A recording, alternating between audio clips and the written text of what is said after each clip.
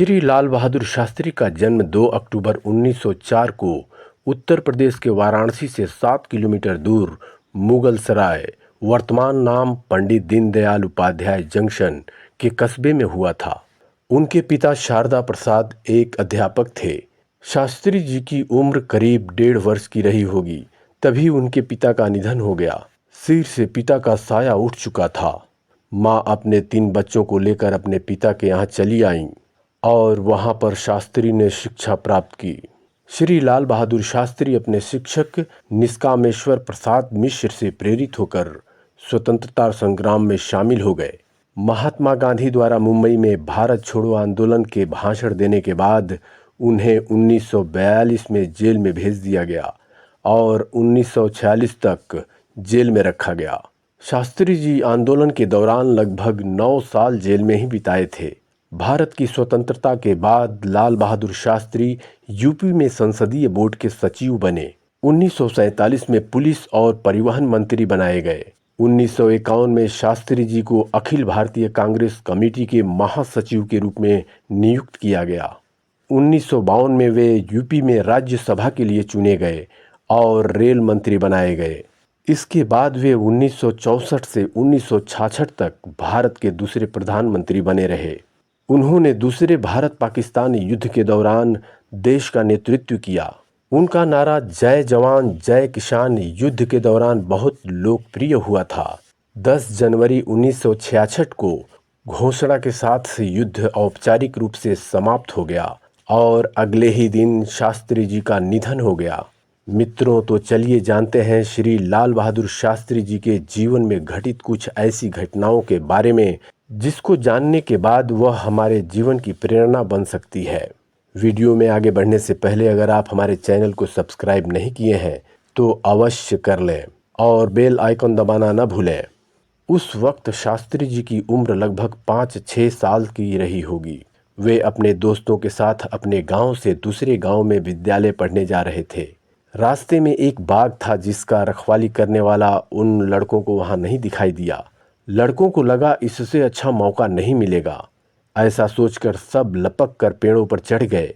उन बच्चों ने तो फूल जरूर तोड़े, पर धना चौकड़ी मचाने में उन्हें ज़्यादा मज़ा आया। वे सब मिलकर मस्ती ही कर रहे थे, तभी वहाँ माली आ गया। बाकी लड़के वहाँ से भाग खड़ा हुए, पर अबोध शास्त्री वहीं खड़े रहे। उनके हाथ में कोई फल नहीं था, बल्कि एक गुलाब का फूल था जो उन्होंने उसी बाग से तोड़ा था। जब माली ने बाग की हालत देखी तो सबका गुस्सा एक साथ झन्नाटेदार तमाचे के साथ शास्त्री जी के गाल पर उतार दिया। गाल पर तमाचा पड़ते ही वह बच्चा रोने लगा। मासूमियत में शास्त्री जी बोले, तुम नहीं जानते मेरा बाप मर गया है, फिर भी तुम मुझे मारते हो, तुम्हें दया नहीं आती। शास्त्री जी को लगा था शायद पिता के न होने से उन्हें सहानुभूति मिलेगी, लोग प्यार करेंगे, एक फूल तोड़ने की छोटी सी गलती के लिए उन्हें माफ़ कर दिया जाएगा। मगर ऐसा नहीं हुआ। जोरदार तमाचे ने उस बच्चे की सारी आशाओं को खत्म कर दिया था। वह वहीं खड़ा सुबकता रहा। जब माली ने देखा कि यह बच्चा अब भी नहीं भाग रहा और ना ही उसकी आंखों में डर है, तो उसने एक तमाचा और रसीद कर दिया।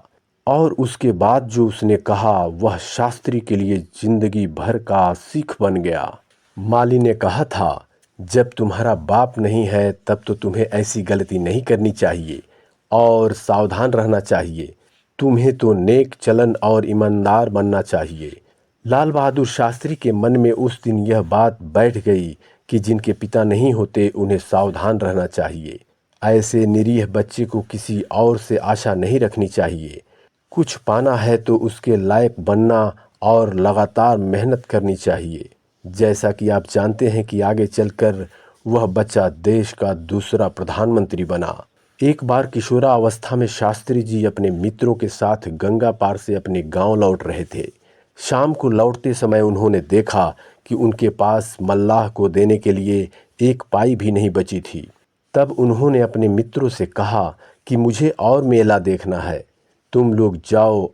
ऐसा उन्होंने अपने मित्रों से इसलिए कहा कि वे नहीं चाहते थे कि उनका किराया उनके मित्र दें। मित्र नाव पर सवार हो गए और नाव चल दी। जब शास्त्री जी ने देखा कि नाव उनके आंखों से ओझल हो गई है, तब वो अपना कुर्ता पायजामा उतारकर सर पर बांध लिए और नदी में उतर गए।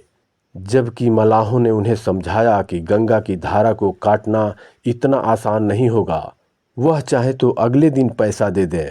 लेकिन शास्त्री जी को उधारी पसंद नहीं थी और उन्होंने तैरकर गंगा पार कर लिया।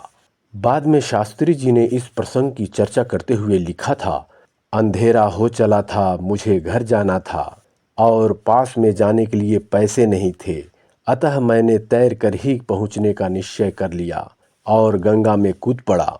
अब वह किस्सा है जो जीवन में बहुत ही प्रेरणादायक सिद्ध हो सकती है। वह समय था जब शास्त्री जी इस देश के प्रधानमंत्री के रूप में सुशोभित हो रहे थे। एक दिन वे कपड़े की मिल को देखने के लिए गए। उनके साथ मिल का मालिक, उच्च अधिकारी व अन्य विशिष्ट लोग भी थे। मिल देखने के बाद जब शास्त्री जी मिल के गोदाम में पहुंचे तो उन्होंने साड़ियां दिखाने को कहा। तब मिल मालिक और अधिकारियों ने एक से बढ़कर एक खूबसूरत साड़ियां उनके सामने फैला दी। शास्त्री जी के द्वारा उन साड़ियों के दाम पूछने पर मालिक ने, चूंकि साड़ी महंगी थी तो महंगा दाम बताया। शास्त्री जी ने मालिक से उससे भी कम दाम की साड़ी दिखाने को कहा। मालिक ने और भी कम दाम की साड़ियां दिखाईं। तब शास्त्री जी ने कहा, यह बहुत कीमत की है, वे और भी सस्ती साड़ी दिखाएं जिन्हें मैं खरीद सकूं। तब मालिक ने उस साड़ी को उन्हें भेंट देने की बात कही। इस पर शास्त्री जी ने स्पष्ट कह दिया कि मैं भेंट में ली हुई साड़ी अपनी पत्नी को नहीं दे सकता।